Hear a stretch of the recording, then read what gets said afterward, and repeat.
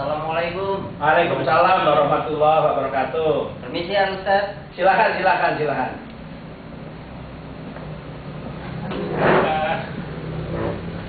Assalamualaikum. Waalaikumsalam. Ya, Pak. Silakan duduk. Permisi. Ya, silakan. Rupanya dari jauh nih ya. Alhamdulillah, saya memang dari awal niat ingin silaturahim kepada Al-Ustaz. Kalau Qodiran boleh Salim. tanya, namanya siapa? Nama saya Yusuf Syahbudin Maramis. Asal? Saya dari Sulawesi Utara, Manado, Al-Ustaz. Ya. Ya. Ada yang bisa saya bantu? Ya tentu. Jadi saya memang dari awal ingin sekali berkenalan dengan Al-Ustaz Qodiran Salim, Ya. karena saya ingin menimba sedikit ilmu Ya. mengenai agama Islam. Ya. Mungkin dari Al-Ustaz bisa memberikan penjelasan kepada saya mengenai arti makna dari Islam itu sendiri. Ya. Baik. Ya. Assalamualaikum warahmatullahi wabarakatuh. Tentang agama Islam perlu saya jelaskan dulu pengertian tentang kata agama. Apa itu arti agama? Di Indonesia ini kata agama itu bisa bermakna bermacam-macam. Yang pertama, agama itu artinya petunjuk. Yang kedua, agama itu keyakinan. Yang ketiga, agama itu kepercayaan. Yang keempat, agama itu adat istiadat. Yang kelima, agama itu budaya. Yang keenam, agama itu tradisi. Sementara kata agama itu berasal dari bahasa Sanskerta. Bahasa Sanskerta itu bahasa Jawa kuno yang berasal dari India. Kata agama itu kalau diurai, A itu tidak, gama itu kacau. Jadi agama artinya tidak kacau, atau orang yang tidak beragama itu hidupnya kacau. Tapi di Indonesia ini kata agama dipakai untuk agama-agama seperti Islam, Kristen, Hindu, Buddha, Konghucu. Ternyata kata agama itu kalau sudah disambung ke dalam Islam, Kristen, Hindu, Buddha, Konghucu itu menjadi berubah maknanya. Ya. Tentang agama Islam. Agama Islam itu dalam Al-Quran sering disebut dinul Islam. Din itu petunjuk, Islam itu keselamatan. Jadi agama Islam itu petunjuk keselamatan. Keselamatan dalam hal apa? Dalam hal mengabdi kepada Allah. Ya, di dalam Al-Quran disebutkan dalam surat Al-Baqarah ayat 38. Silakan. Al-Baqarah ayat 38. Iya. Artinya aja atau pakai? Iya, boleh pakai bahasa Arabnya. A'udzubillahi minasyaitonir rajim. Qul nahbitu minhu jami'a wa imma ya'tiyannakum minni hudan fama tabi'u hudaya fala khawfun 'alaihim wa la hum yahzanun. Artinya, kami berfirman, turunlah kamu semua dari surga itu. Kemudian jika datang petunjukku kepadamu, maka barang siapa yang mengikuti petunjukku, niscaya tidak ada kekhawatiran atas mereka, dan tidak pula mereka bersedih hati. Ya. Kami berfirman, ya, turunlah kamu dari surga itu. Jadi Allah berfirman kepada Adam dan Hawa, supaya Adam dan Hawa turun dari surga masuk ke bumi. Untuk apa? Agar Adam dan Hawa itu menjadi khalifah di muka bumi atau pengelola bumi. Nah, Adam dan Hawa turun ke bumi, mengelola bumi, mengikuti petunjuk Allah. Itulah yang disebut mengabdi atau ibadah. Dalam surat Al-Zariyat ayat 56 di situ dikatakan, wa ma khalaqtul jinna wal insa illa liya'budun. Tidak kuciptakan jin dan manusia melainkan agar mereka mengabdi kepadaku, kepada Allah. Jadi Adam dan Hawa diperintah turun ke bumi supaya mengabdi kepada Allah, yaitu mengolah bumi, tapi mengikuti petunjuk Allah dalam mengabdi. Maka di dalam surat Al-Fatihah itu sering dikatakan, iyyaka na'budu wa iyyaka nasta'in. Hanya kepadamulah kami mengabdi dan hanya kepadamulah kami mohon pertolongan. Kemudian kita menggunakan iyyaka na'budu, ihdina siratal mustaqim siratal ladzina an'amta 'alaihim ghairil maghdubi 'alaihim waladdallin. Berilah kami petunjuk jalan yang lurus. Maksudnya apa ini? Yaitu kita minta petunjuk kepada Allah jalan yang lurus dalam mengabdi dan minta pertolongan kepada Allah. Jalan yang lurus itu apa? Allah sudah memberi petunjuk dalam surat Al-Baqarah ayat 1 dan 2. Alif Lam Mim. Dzalikal kitabul la raiba fihi hudan lil muttaqin. Jadi petunjuknya Allah dalam kita mengabdi kepadanya yaitu Al-Quran. Jadi kesimpulannya, agama Islam atau dinul Islam itu adalah petunjuk tata kehidupan manusia di muka bumi yang diciptakan Allah.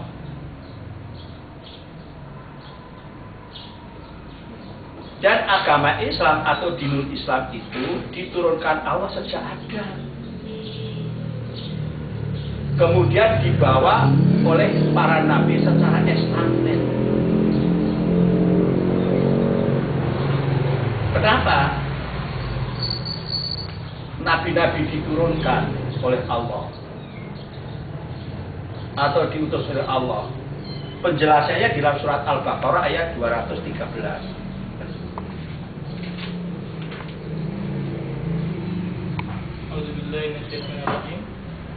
كان الناس أمة واحدة فبعث الله النبيين مبشرين ومنذرين وأنزل معهم الكتاب بالحق ليحكم بين الناس فيما اختلفوا فيه وما اختلف فيه إلا الذين أوتوا من بعد ما جاءتهم البينات بغيا بينهم وهدى الله الذين آمنوا لما اختلفوا فيه من الحق بإذنه والله يهدي من يشاء إلى صراط مستقيم.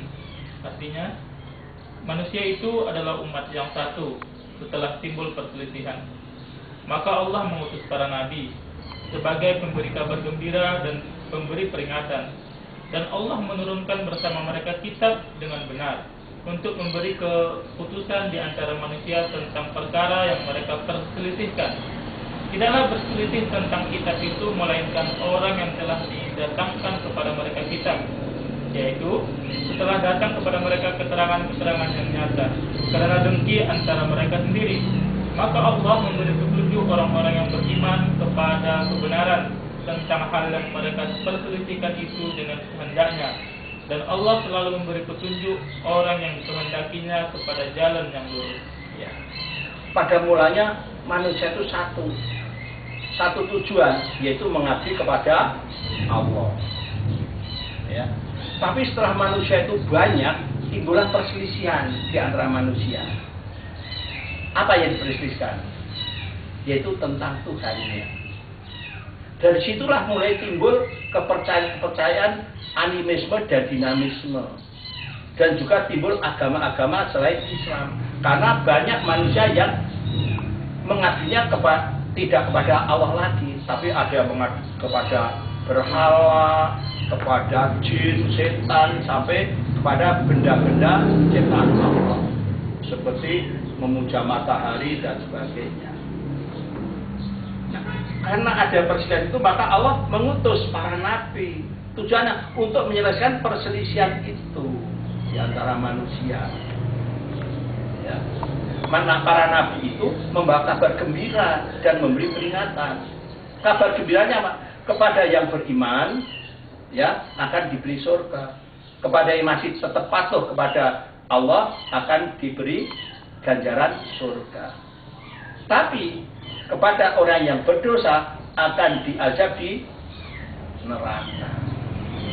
Nah, sebagai pedoman hidup agar manusia tidak lupa, maka Allah menurunkan kitab suci melalui para nabi, seperti Taurat kepada Nabi Musa, Zabur kepada Nabi Daud, Injil kepada Nabi Isa, dan Al-Quran kepada Nabi Muhammad SAW. Ya, itulah yang namanya petunjuk tata kehidupan manusia di muka bumi yang diciptakan oleh Allah. Itulah arti agama Islam. Ya, jadi kalau ditanya orang, apa arti agama Islam? Yaitu petunjuk tata kehidupan manusia di muka bumi yang diciptakan Allah, yang diturunkan sejak zaman sampai Nabi Muhammad SAW, Nabi terakhir. Ya, nah sekarang bedanya dengan agama Kristen. Kalau agama Kristen itu sebuah kepercayaan, ya. Kalau di Barat sering disebut religi, yaitu sebuah kepercayaan. Kepercayaan tentang apa? Yaitu kepercayaan tentang peristiwa Nabi Isa alaihissalam atau Yesus yang mati di salib. Ini menurut Injil, ya. Di sini dikatakan bahwa Yesus disalib kemudian mati.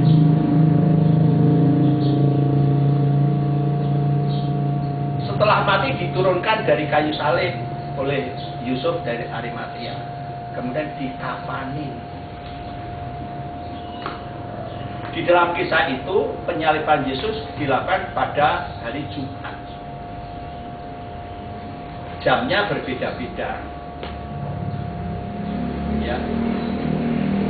Nah, setelah dikafani dimasukkan ke dalam lubang kubur yang berupa gua. Kemudian ditutup dengan batu. Pada hari ketiga, hari Minggu pagi, ibunya dan juga murid-muridnya menengok ke lubang kubur itu. Ternyata batunya sudah terbuka, ya, guanya sudah terbuka. Kemudian ketika dilengok di dalam kubur, yang tinggal hanya kain kafannya di atas batu. Kemana Yesus?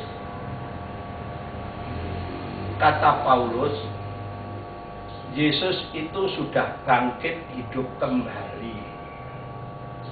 Maka Paulus mengatakan bahwa Yesus itu Tuhan dan Juru Selamat. Itu kata Paulus. Ini dikatakan dalam Injil Roma 9 ayat 10.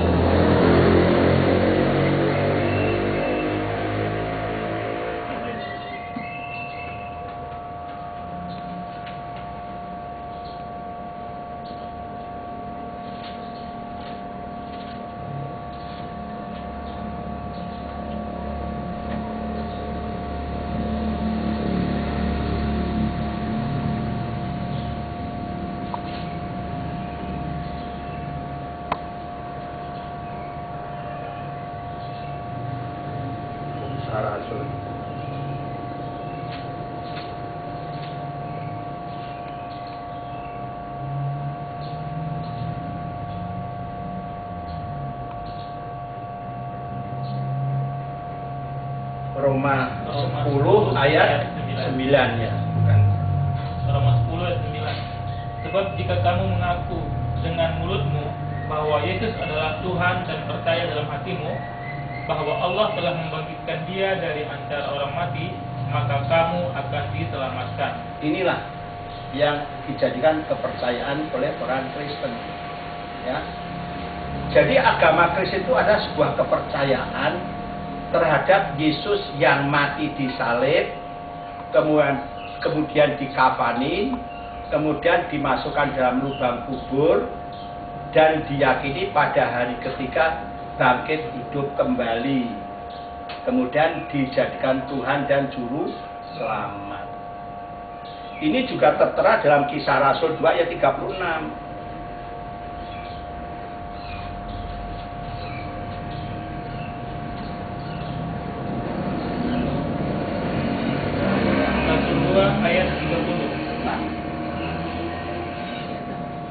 Tetapi ia adalah 36. Ya. Kisah Rasul 2 ayat 36. Jika seluruh kaum Israel harus tahu dengan pasti bahwa Allah telah membuat Yesus yang kamu salibkan itu menjadi Tuhan dan Kristus. Ya. Jadi kepercayaan Kristen itu ketika Yesus sudah mati di salib, ya, dijadikan Tuhan dan Juru Selamat atau Kristus. Itulah agama Kristen. Ya.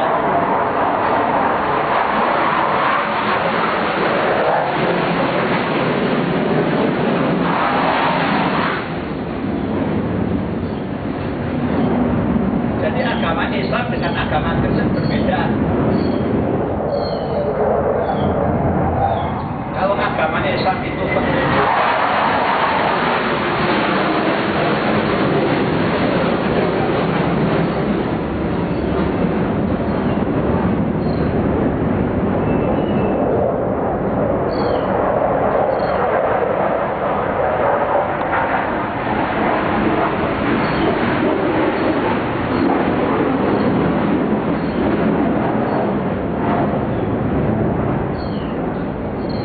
jadi agama Islam dengan agama Kristen itu berbeda pengertiannya. Kalau agama Islam petunjuk tata kehidupan manusia di muka bumi yang diajarkan oleh Allah, sedangkan agama Kristen adalah kepercayaan terhadap Yesus yang sudah mati di salib dan bangkit hidup kembali menjadi Tuhan dan Juru Selamat. Jadi intinya, kalau Islam itu petunjuk tata kehidupan, tapi kalau dalam Kristen adalah kepercayaan. Ya. Dari sini bisa dipahami nggak? Alhamdulillah. Ya. Jadi agama Kristen sama Islam sama nggak? Jelas tidak. Jadi Ya, kalau ada orang mengatakan semua agama sama itu benar atau tidak? tidak. Nah, sekarang agama Hindu. Agama itu ada sebuah kepercayaan tentang kekuasaan dan kekuatan dewa-dewa, Dewa Brahma, Wisnu, dan Siwa. Ini kalau ditelusurin tentang agama Hindu itu sebetulnya terdapat dalam Al-Quran, yaitu dalam surat Toha ayat 95 sampai 97. Surat 20 95 sampai 97.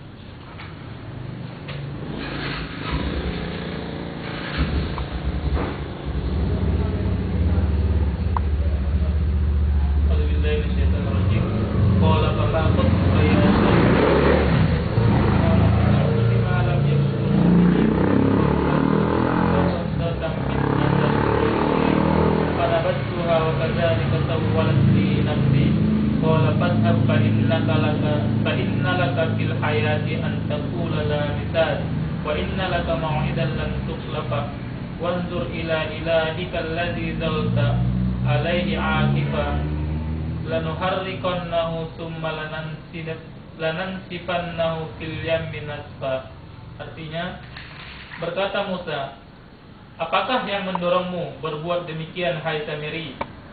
Samiri menjawab, aku mengetahui sesuatu yang mereka tidak mengetahuinya, maka aku ambil segenggam dari jejak Rasul, lalu aku melemparkannya, dan demikianlah nafsuku membujukku.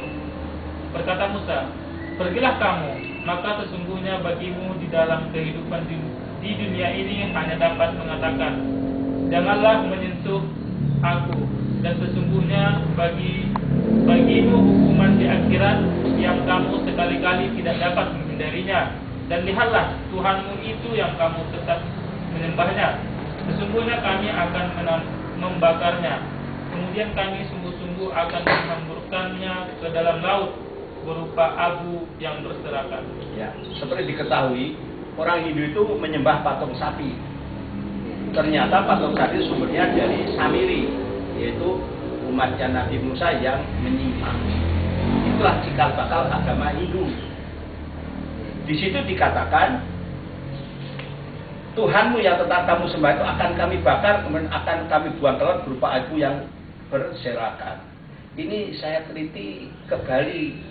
Orang-orang Bali yang beragama Hindu itu kalau mati, mayatnya dimasukkan ke patung sapi, kemudian dibakar, kemudian abunya buang ke laut. Nah, untuk lebih detailnya nanti kita bahas secara tersendiri tentang agama Hindu. Ya. Nah, agama Buddha itu sebuah ajaran, ya, dari Siddhartha Gautama, seorang manusia, yaitu ajaran budi pekerti. Ya. Bedanya dengan Islam, kalau Islam itu ciptaan Allah, kalau Buddha itu ciptaan manusia. Kira-kira sempurna mana ciptaan Allah dengan ciptaan manusia? Nah, ya. Kemudian orang Buddha suka memuja-muja Siddhartha Gautama. Ya. Jadi agama Buddha yaitu sebuah ajaran tentang budi pekerti yang diciptakan oleh manusia. Nah, sekarang agama Konghucu. Agama Konghucu itu adalah sebuah kepercayaan religi terhadap kekuatan dan kekuasaan roh leluhur nenek moyangnya. Maka biasanya di ruang tamu orang yang beragama Konghucu ada gambar leluhurnya yang dipuja, kemudian di bawahnya suka diberi sajian-sajian. Tanda-tanda orang yang memuja leluhur biasanya itu membangun kuburan nenek moyangnya dengan indah. Itu ciri khas. Ya. Jadi kalau ada orang Islam yang suka membangun kuburan nenek moyangnya, itu sama saja mereka itu memuja roh leluhur. Rasulullah dalam hadisnya melarang untuk membangun bangunan di atas kuburan. Ya. Nah, kemudian ada istilah agama Yahudi. Ya. Agama Yahudi itu sebutan pengikut Nabi Musa. Mereka itu Muslim pada zamannya. Hanya syariatnya berbeda dengan syariat yang dibawa oleh Nabi Muhammad SAW.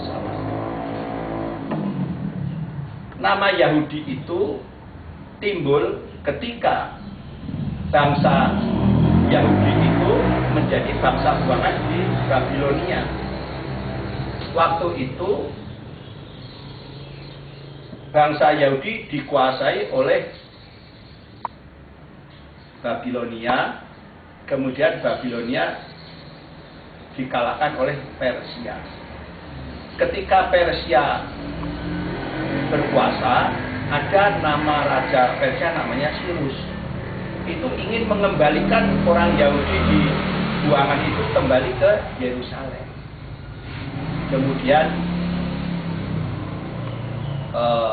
waktu itu ada orang Yahudi yang hidup pada zaman itu hafal hukum Taurat, yaitu namanya Uzair menurut Al-Quran atau Ezra di dalam Bible. Ya. Nah, ketika ditanya